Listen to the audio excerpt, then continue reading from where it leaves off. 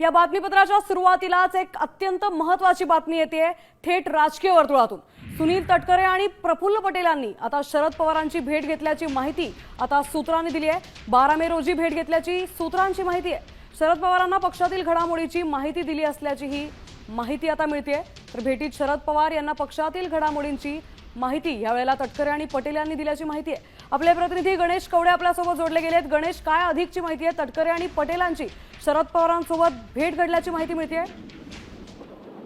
नक्कीच 12 तारखेला खरं तर सुनील तटकरे आणि प्रफुल्ल पटेल यांनी शरद पवार यांची भेट घेऊन पक्षात सुरू असणाऱ्या घडामोडीची सगळी माहिती आहे ती शरद पवार यांना देण्यात आलेली पाहायला मिळते।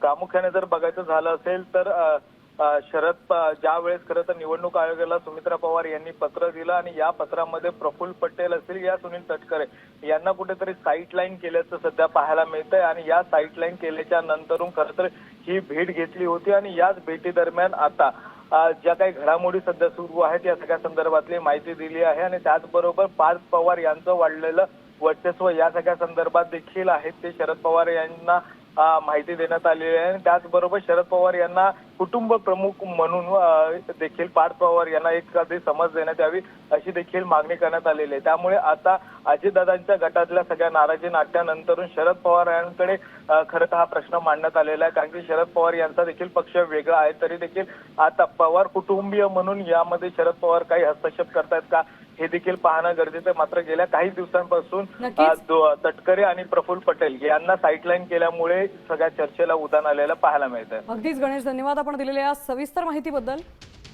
तटकरे आणि पटेलांचीही आता पवार यांच्यासोबत भेट झाल्याची माहिती मिळते।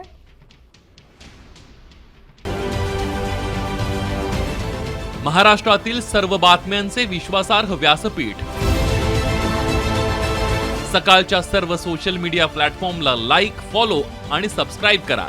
तसंच सर्व नोटिफिकेशनसाठी बेल आयकॉन प्रेस करायला विसरू नका।